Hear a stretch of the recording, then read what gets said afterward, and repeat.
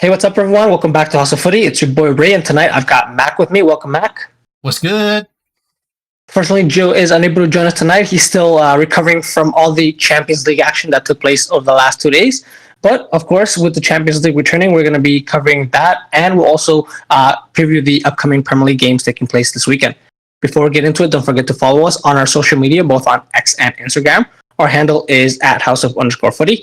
Also, don't forget to rate, review, and subscribe to us. We are on both Spotify and YouTube. And lastly, feel free to get in touch with us via email. We love hearing from you guys and we want you guys getting involved. Our email is houseoffooty@hotmail.com. All right, let's dive straight into the match of the round, Mac, I would argue. And that's, of course, a replay of last year's semifinal matchup between Real Madrid and Manchester City.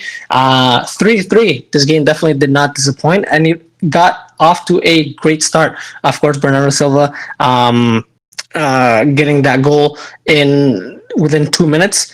Even before that, Tchouaméni picks up a yellow card within the first minute, so that I think rules him out for the next game. So just in itself there, we could have talked about what all the scenarios would look like after that. But of course, we know Madrid went on to tie it up, go into the lead, and actually look comfortable for periods of the game. And then Man City, of course, we know how they are very dominant and were able to claw themselves back into the game, and then Madrid tied it. So a lot of action. It feels like the game could be broken down into a lot of different parts, but overall, as a neutral, I would say definitely a very, very entertaining match to have been witnessing, and honestly, just excited for what the second leg holds for us. But what were your overall takes from this game?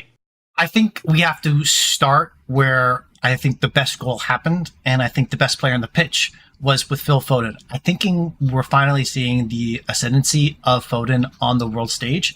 And I heard a take, and I don't necessarily disagree with it too much, is he in the conversation for the best player in the world at the moment?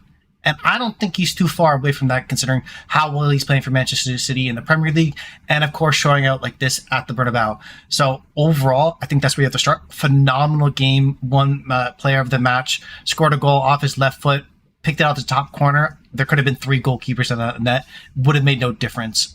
So for real, and everyone going in was hyping up Haaland, Jude Bellingham, potentially Kevin De Bruyne, or Vinicius Jr. The best player on the pitch by far, and it was not close, was Phil Foden.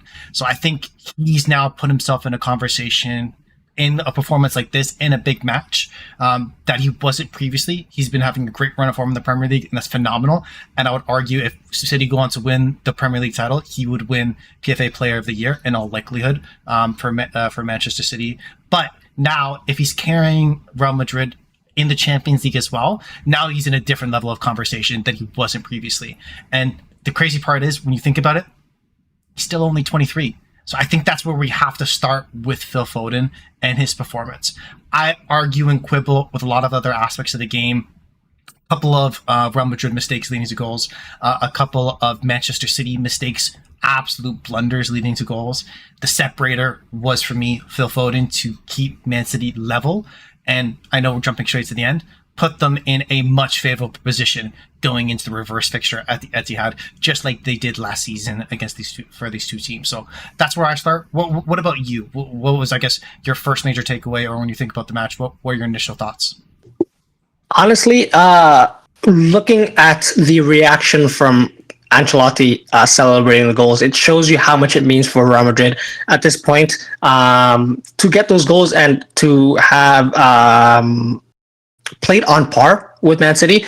At times, of course, you can pick out a specific time in this game where one team was better than the other, but it shows overall that this was a huge game for Real Madrid. Those goals were very important, and it still doesn't count them out, I would say. It's going to be tough, and we can cover that afterward towards the end of this sort of segment, but it's huge because conceding so early on, your game plan, yes, you still have the whole game to play, but that's easily, at this stage in Champions League, your heads could drop, things could change, and your players could just lose their heads. But of course, Real Madrid were able to come back, so I gotta give them credit there. we were to come back. Very fortunate, I would say, on the Camavinga deflection. But we're able to even get the lead through Rodrigo there. And then after that, I would say for the next 20 to 30 minutes, Real Madrid were able to keep Man City at bay for the most part, limiting them to chances, but no clear-cut chances towards until, of course, the goals came through, which were bangers, and both goals, Vardy goal as well, no chance for the goalkeeper Lunin there. So I'm gonna give him credit there. I think Madrid are still in the tie, but definitely needed to win this game. That in itself, though, I did want to point out that Madrid in this iteration still lacks that star player. I would say you definitely didn't see it from Jude Bellingham, and when City were able to come back, you definitely had questions about how will, apart from a brilliant piece of magic, the Valverde goal, how will Madrid change it if they do go down against City? So that's one of my concerns. And yeah, like you said, Foden, big shout out to him. He definitely played well, and Gio and I, we actually talked about it in one of the previous podcasts that, yeah, we're pretty much on par that it's either him or Rodri that will win the PFA Player of the Year if City win. At this moment, you kind of have to edge it towards Foden based on his offensive output. No Kevin De Bruyne, still able to perform at the biggest stages. So, yeah, that's sort of what stood out to me. What else really stood out to you, though, from this game, Mac? I do want to just talk about a couple of instances. For example, and it's going to keep playing into what our thoughts are going and what my thoughts are going to be in the reverse fixture. One, the Rodrigo goal, I think was very lucky when you're looking at it, the individual breakdown. One, partly, if Kyle Walker's on the pitch, that doesn't happen. Second, how it just kind of had deflected off of two Man City players and went between the legs of Ortega. That's, for me, very lucky as well. So I think their first two goals were quite fortunate, and they were lucky to be in the tie at that moment. I think they managed the game in some aspects, but for those individual goals, they were quite fortunate. On the reverse side, I think you're not going to get a Guardiola like that again for Man City, maybe in his career. And if you just kind of nail it down, kind of the brilliance and the mistakes of those goals, each team scored 3 goals. They had a combined expected goal of 1.5 between two teams. So you're just talking about flash of the pan mistakes and highlight reel moments, which is what this game provided. I do, though, think it's going to be interesting, and I think Real Madrid didn't get into the game offensively enough, and why Jude Bellingham maybe wasn't as shown out is because I don't really necessarily like the front four structured as they were in this game, with Rodrigo on the left, Valverde on the right, Vinicius Jr. in the middle. That what's felt like for majority of the time on the pitch, and Bellingham was kind of shoot out as a 10, which I would argue across the midfield or even attacking centrally or out on the wing. That's probably his weakest position in terms of getting on the ball, going on the turn, and creating kind of through balls for his teammates. It's more about his work rate, his late runs, and him in that position. I feel like you're taking away a lot of what he does well. And then even though it does kind of solve the other area of this pitch where you can have the Camavinga with either a Modric or a Toni Kroos as more of a metronome type of player and the destroyer beside them. So I'm very interested in the reverse fixture. One, like I said, if Kyle Walker does play, I think the avenue of success that Real Madrid had in this game is almost immediately clamped off out wide on that left-hand side for them with Rodrigo. I think he shut out the game. And then what else do they do? What's that next step? How are they able to create? Because both of I would argue, their 2 goals that they really created were from that side.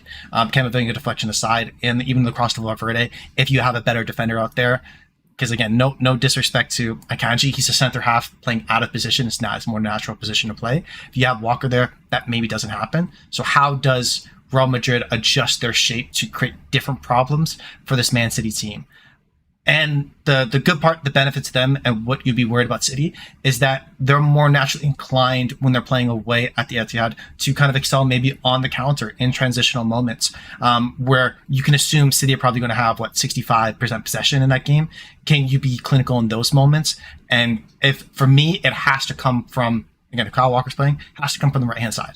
What avenues of success can you have? Get behind the center halves, get behind whoever's playing left back, if that be Ake or whoever it may be. So it'll be interesting to see how they're able to do that and how kind of the chips crumble, fall where they may on that end.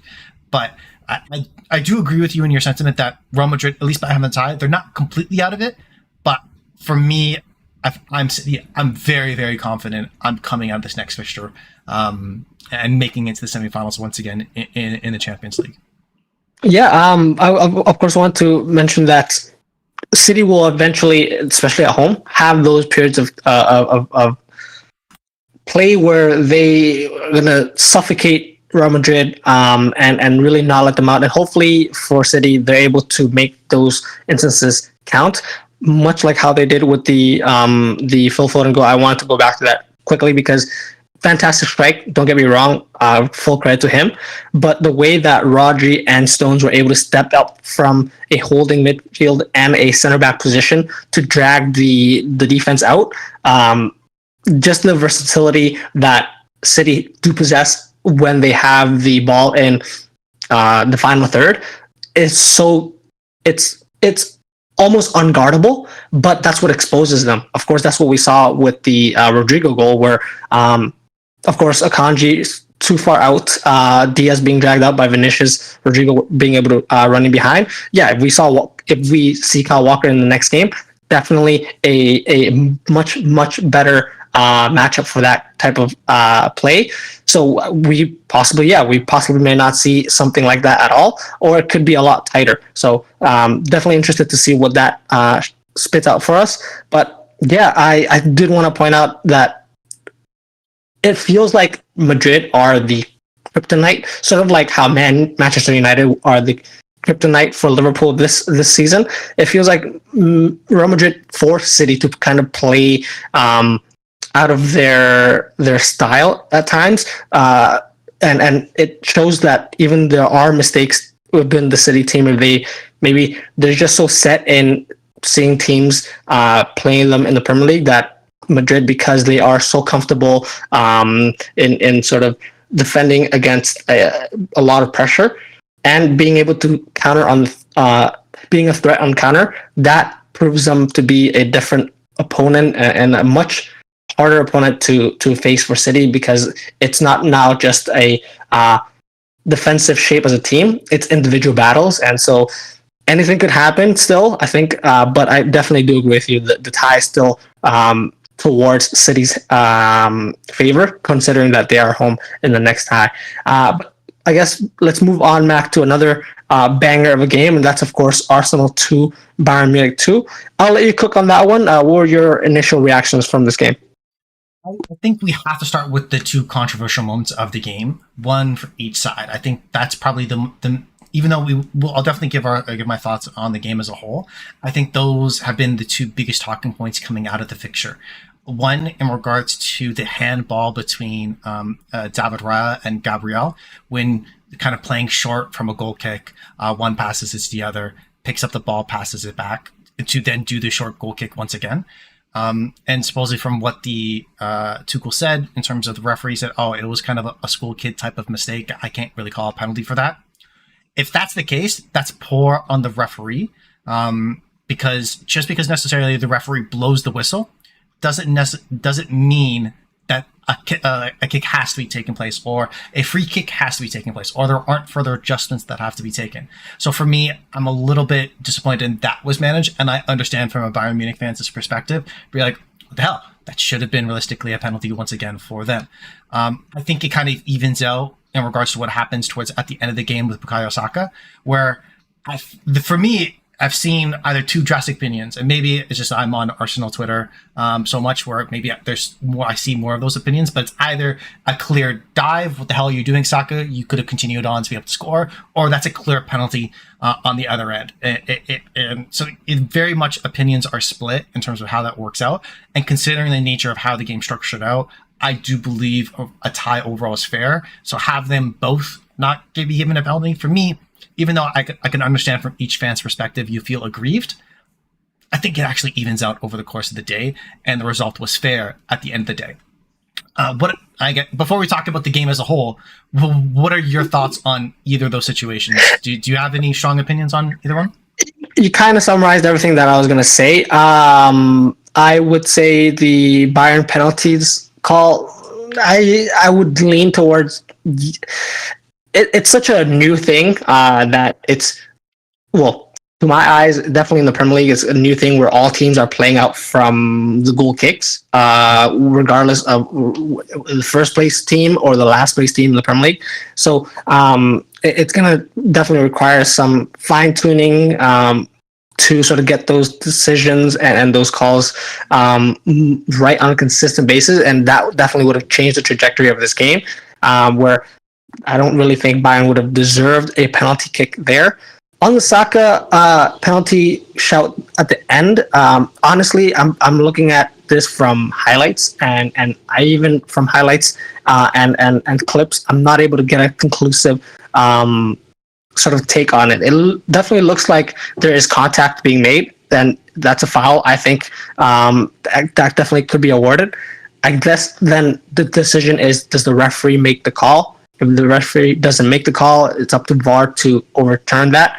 It looks like none of that happened. So I would feel hard done by as an Arsenal fan. I just can't speak to it too much, just because I haven't been able to get a clear sort of play through. It looks like Neuer does move towards Saka, and definitely impedes his path towards the ball, regardless of sort of which way Saka is really going.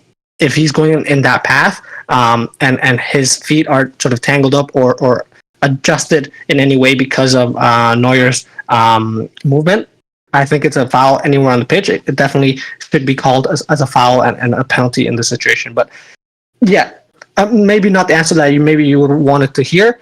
But then I'm gonna now talk about the game itself. Arsenal at home. This is kind of what we expected. Bayern definitely looking shaky and nervy to start off, and that's exactly how the first goal came through. And Saka just encapsulates that with his aggressive sort of movement towards the ball and that strike around Dyer. Really have to give him credit. That was the inverse of the Henry type of finish, which was very nice to see for an Henry fan. So I got to give him credit there. But the game did open up a little bit more for Bayern, which can show that Bayern do have that offensive power to flex, and so that's something that Arsenal will definitely need to be worried about, especially now that they're going to be playing away in the second matchup. The game is still in balance because, of course, Trossard tied it up with a fantastic piece of play from Gabriel Jesus. Almost forgot he was Brazilian, but he, of course, reminded us there with his quick feet in the box. So ultimately, I would say fair result. Kind of what I expected the game to go like. But again, the 2-2 result just keeps me wanting for more. What are your takes, Mac? I think this was potentially a missed opportunity for Arsenal, because if you look at the overall picture of the game and how it played out, of who had possession in key areas, who was able to create at least shot creating opportunities, it was Arsenal that did have the lead. They weren't clinical enough in those moments, as well as Bayern Munich. I would argue, there are 2 or 3 counter-attacking phases, which they really never dominated possession. It's not like they really built up in the back and were able to create opportunities against Arsenal. It was 2 kind of clear-cut moments that they're able to take advantage of, and they were 2 for 2 in those moments. And I think if you're looking at that from an Arsenal perspective, if you dominate and could not dominate, if you control that much of the game and you didn't come out with the win, I would be a little bit disappointed. And I think that this, in that effect, it was a missed opportunity, because now they have to go away to Bayern and expect and to hope to be able to pick up a win there, to be able to make it through to the semifinals, which, again, Bayern Munich have struggled at home at some points this year. It's still, in the Champions League, not an easy place to be able to go play, as well as the inherited experience this team has, whereas Arsenal, it kind of, in some ways, reminded me towards their last season, where, this was the first time they were in a title race. This was something new to them. They weren't kind of expecting kind of the intensity and the pace of the games towards the end of the season and the pressure. This is very much similar to that, where, yeah, you played so well in certain moments, but you just haven't been there before. You don't know. It's really like, and to use, again, I always like to use a basketball analogy. It's like when it's a young team, it's the first time in the playoffs. it's a write-off because they're not used to that type of game. And this knockout round football, where those individual moments, if you're not spot on, as an example being David Raya being nervous coming out too far, Gabriel not being able to complete a pass, Jakub Kivior getting absolutely cooked by Leroy Sané, that's going to cost you a game. And if that costs you a game, you're out of the you're out of the competition. So it'll be interesting to see how they respond, if they are able to respond in the manner they want. But I do think it was a missed opportunity for them. Bayern Munich side, it was absolute desperation, where defensively I feel like they did enough. They didn't give grade A scoring chances. They actually won on expected goals, allowing Arsenal to only a total of 1 to them having 2.1. Of course, a lot of that goes towards the penalty for Harry Kane. But for me, what they're able to do when Arsenal had possession in their Arsenal's final third, Bayern Munich's defensive third, and able to kind of push them out and wide and double up on Martinelli, double up on Saka, they did enough in those moments, and it really was two pieces of brilliance is what kind of cut them out the other side. Even though there was more shots taken, more shots on target from Arsenal, they were from kind of manageable distance that you would expect Neuer to make those saves. I think the separator for me and what didn't go and what Bayern Munich didn't do well enough in this fixture was set pieces. There's quite a few times when you're taking a look at kind of crosses coming in from corners for both teams. Arsenal should have scored, and Bayern Munich's got to defend better than that because they should have scored a couple of them. So that for me potentially could be a deciding factor, where I would anticipate in the reverse fixture Bayern to come out a little bit more, which may allow more opportunities in transition. At the same time, maybe potentially Arsenal are going to kind of go as what they did in the Man City game when they play at the Etihad, more of defensive, reserved. Don't break us down. We'll maybe hit you on the counter, but when we get those moments, if we can, maybe we can be clinical this time. So overall, I think if we take a look at the collective day one of match days for the quarterfinals here, I think it was kind of everything that you would want. And absolutely. Definitely. And before, I guess we're going to switch over immediately right now to the other two fixtures. It was a stark difference of, it felt like 200 messages going through the group chat for day one. 5 messages for day 2. At least that was my thoughts. If that. Did you have any more thoughts about Arsenal Bayern, or do you want to switch over to, I guess, the potential runners-up in the Champions League finals? No, I agree with what you were talking about. Definitely the experience and how things quickly could change. So I'm definitely excited to see what that return fixture looks like, especially with the set pieces that you pointed out there. So of course we're going to preview that in our future podcasts for sure. But let's dive straight into the remaining 2 games. What we'll do here, Mac, is I'll choose a game. I'll talk about that for 2 minutes, and then you can choose the other game and then talk about that for 2 minutes, and we'll call it. But so let me then, I'll give you the juicier one, and I'm going to go with Atletico Madrid 2, Dortmund 1. I think a tie that, looking back at it, should be definitely Atletico's favor. They, of course, got off to a great start, very much like Arsenal. It was really Dortmund creating mistakes for themselves. They were Rodrigo de Paul opens the scoring, and then Griezmann just very, very canny operator, able to stretch the defense from the throw in, able to stay onside, and then find Molina to make it 2-1. Of course, we know that Dortmund were able to pull one back, but before they were able to pull that goal back, Molina at the far post should have scored that on the 75th minute mark, and Atletico would have been 3-0 up. But Dortmund hit the post twice in towards the end of the game. So, and they did get that goal through Haller. So, I mean, they did feel hard done by, and now they're going to be at home against Atletico. So, it's still really in the balance. I would have wanted, if I'm Atletico, of course, I would have wanted a better lead, but this really shows us another game that's really going to be going down to the wire, and any mistake could decide it here. But, Mac, I'll toss it to you for the other remaining game. The other remaining game, I'm going to kind of, I know it may be a little bit rude, but I'm going to pick on one individual, and that's Marco Asensio. Why is he starting this game absolutely confounds me, because he absolutely served no role. As soon as he was subbed off for Barcola, you saw a different level for this PSG team. And I think that was potentially a missed opportunity. I think maybe we did underrate Barcelona a little bit, what they're able to do offensively. Rafinha, what he was able to create. I would argue, especially in the second half, when he went over to his kind of more favored right-hand position, and he was able to get a couple times behind the combination of Beraldo and Mendes. So it'll be very interesting to see in the reverse fixture what ends up happening in this game, given how I would feel like two drastic changes for both teams, and that's what resulted in getting a lot of their joy. Is this something that's repeated in the reverse fixture? And that's what I'm looking at. The last piece I do want to be able to, and maybe this is my English bias concerning what he did for Italy against England in the Euros. Donnarumma, is he overrated? Because for me, he was very poor in this game, and a goalkeeper of his standard right now should not be making this mistakes like that, considering how much money PSG spent on him. Very worried. Again, it was just one game. They end up still, they of course lost the game, and I don't necessarily peg any individual against him, but his consistency of mistakes in this fixture gave maybe a step back or a little bit more lack of confidence from his defenders, which then created more of the opportunities. That's just me reading a little bit too much into it. But I think they're still all to play for. Overall, I think aside from all those takeaways, the biggest one would be is where how well both Jules Koundé and Orejo were able to manage Mbappe. Because for me, if we're going across a lot of star no-shows that I said earlier in terms of Haaland, Bellingham, players like that, Kylian Mbappe, same place. He was chilling in their pocket and wasn't able to do anything. Their biggest offensive threat really was Dembele. Great game from him. But if they don't have a better Mbappe game in the reverse fixture, PSG are seeing themselves out.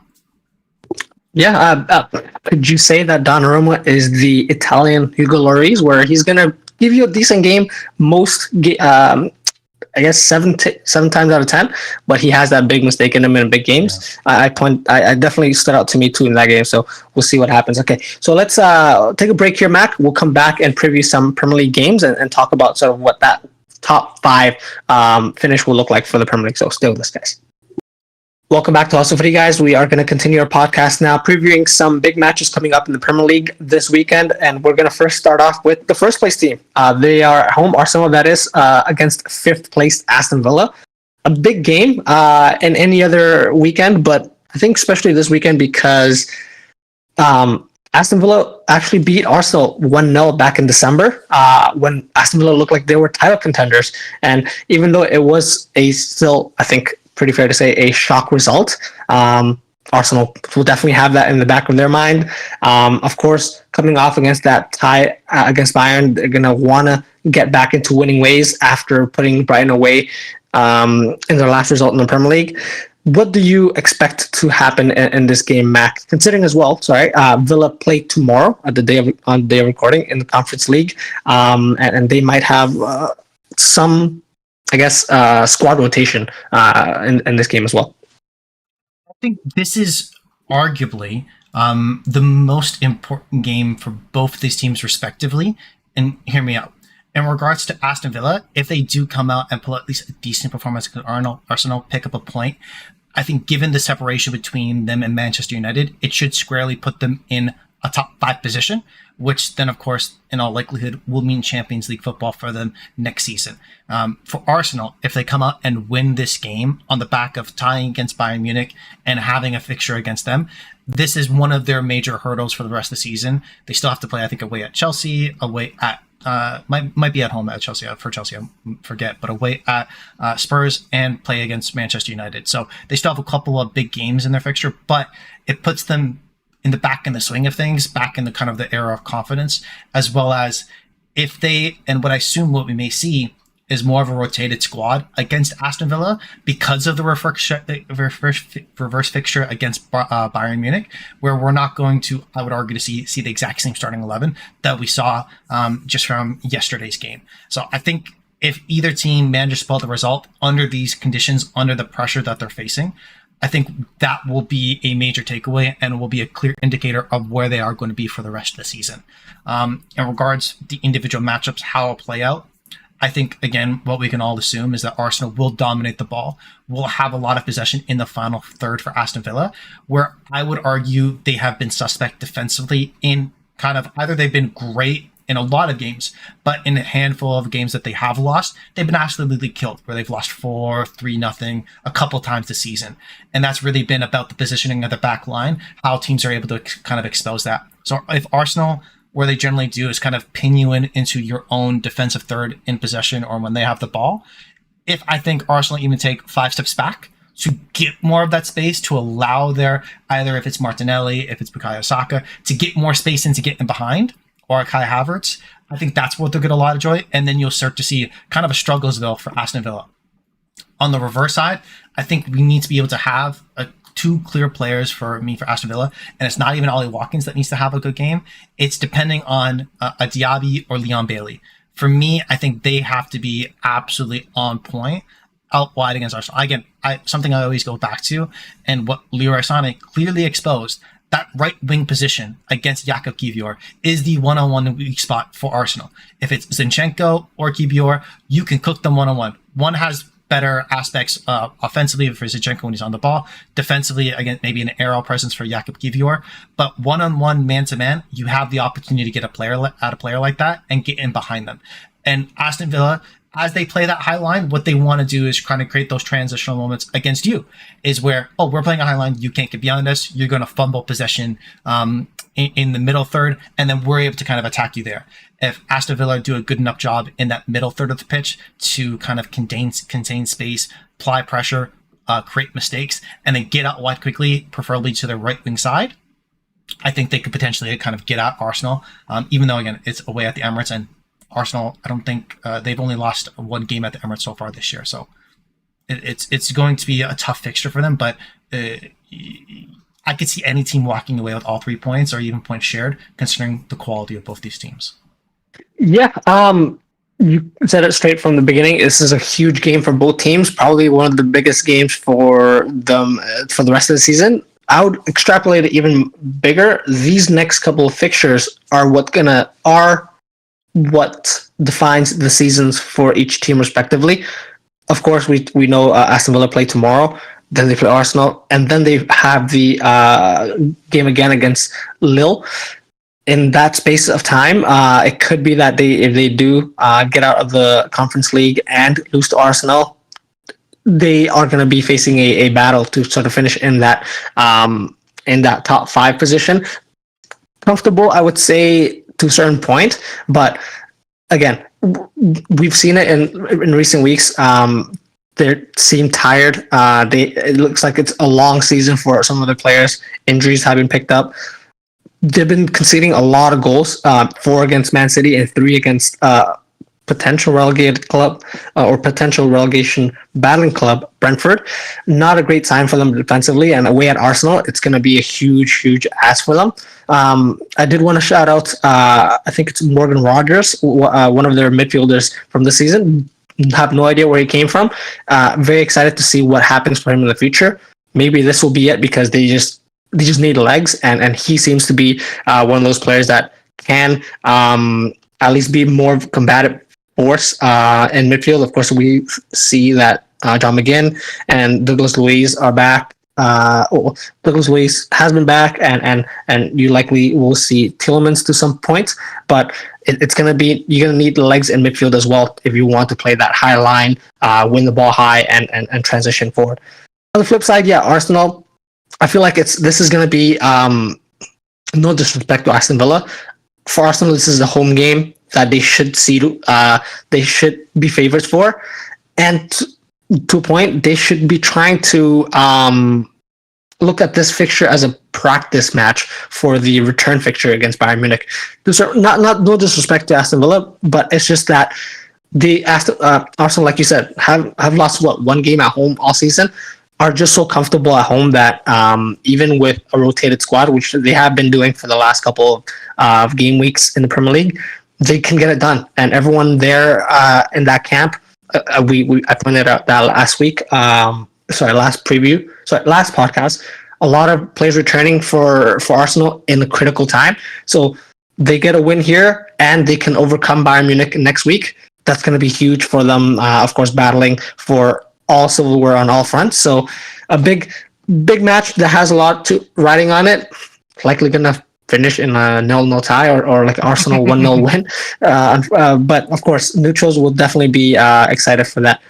Matt, then can I move on to preview the Newcastle versus Spurs game? Absolutely. Of course, Newcastle are hosting Spurs. Newcastle are eighth, and Spurs are in fourth. Spurs won the last fixture 4-1 back in December, and look like they're gonna try to do their best to chase down Aston Villa. And it looks like because those fixtures are piling up for Aston Villa, I'm liking their chances. Spurs, that is, and Newcastle at home is going to be a hard game, but I do edge out Spurs here in the fact that they have only one competition. Newcastle still dealing with some injuries on their camp. It's going to be a tough game away at Newcastle, of course, but it just something about Spurs looking comfortable, scoring goals, and even though the last win at home against Newcastle was comfortable, to a certain point, Newcastle at that point were kind of falling apart.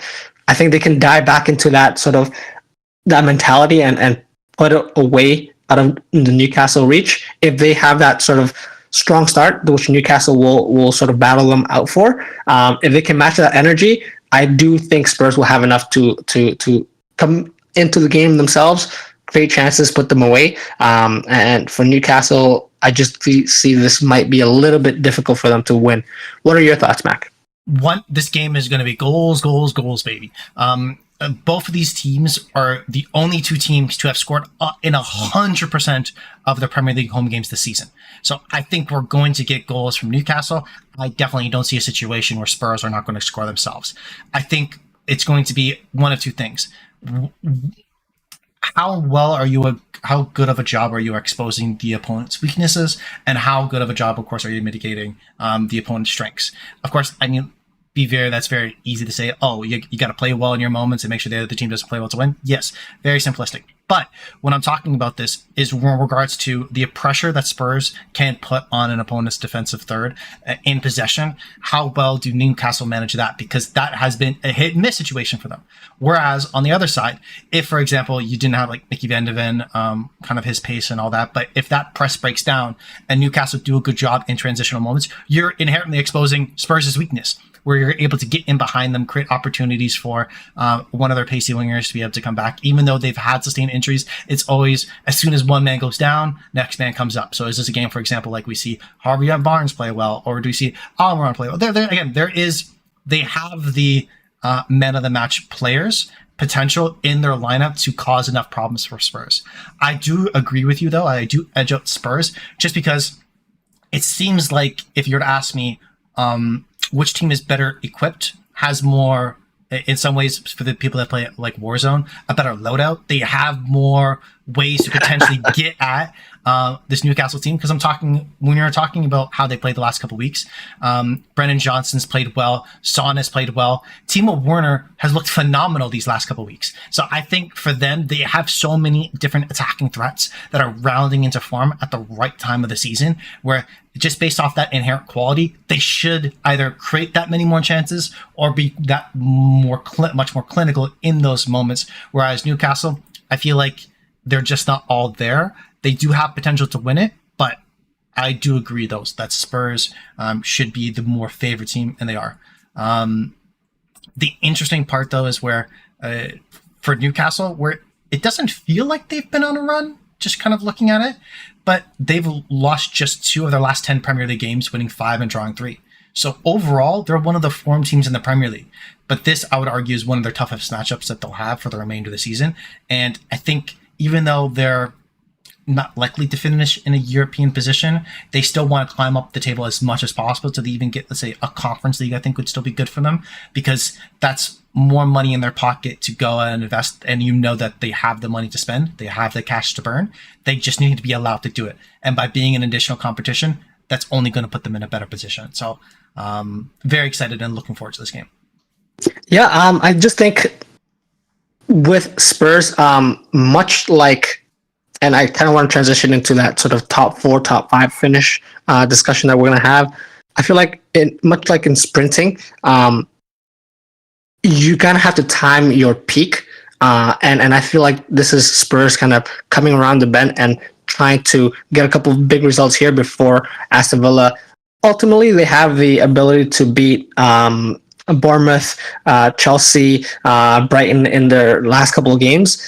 but it's a big tie here against Arsenal, and then of course they're going to be focusing all their efforts on the Conference League, whereas Spurs, even though they have a big couple of matches to play, Arsenal, Liverpool, and Man City, all three title contenders, if they can make their points count here, likely beat Chelsea as well in between those matches and Burnley, they can sort of build a little bit of a gap between themselves and Aston Villa, and I would favor them at this point to finish in that fourth spot, and likely Aston Villa in that fifth spot. Do you have any differing opinions? Maybe Man U or even West Ham could finish in that position. What are your thoughts, Mac?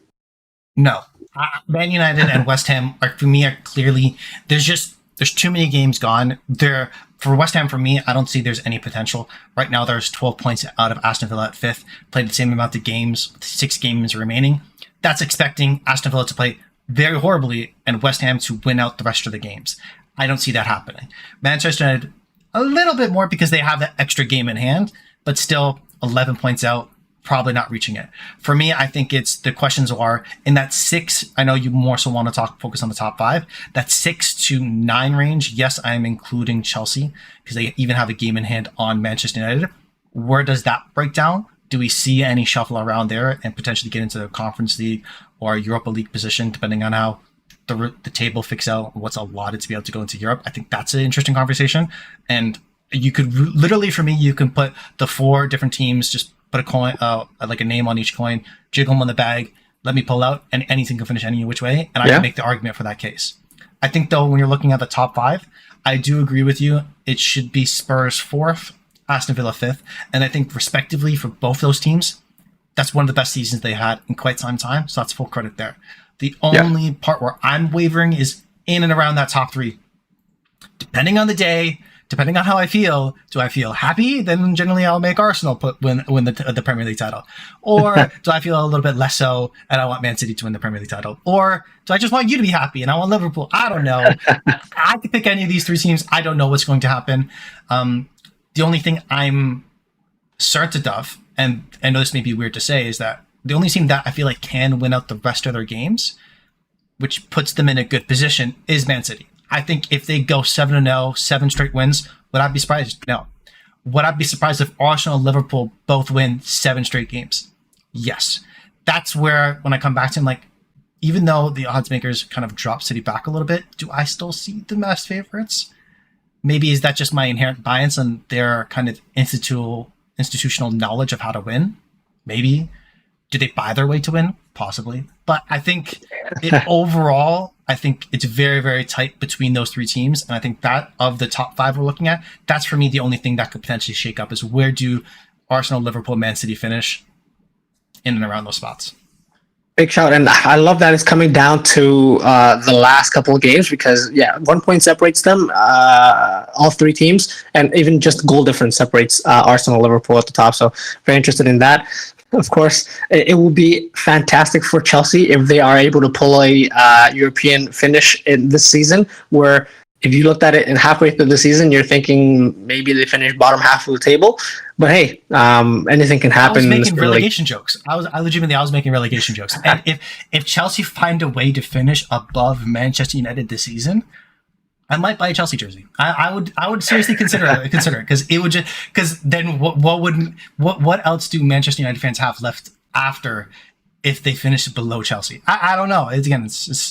This season's been interesting, and I'm glad to see, as you talked about, everything could go to the last gasp, even the relegation battle, which we highlighted previously. Of course. Man U, what the trophy they won this season is they haven't lost to Liverpool, and so congratulations to them. With that being said, this concludes our podcast for today. If you guys like what you heard, please like and subscribe to us on our social media. That's at @houseof_footy. If you have any comments, suggestions, or general banter, get in touch with us via email as well. houseoffooty@hotmail.com is our email. The next time you hear from us will be Tuesday when we'll be reviewing this weekend's Premier League games. But until then, thank you, Mac, for joining us. Peace out. See you guys.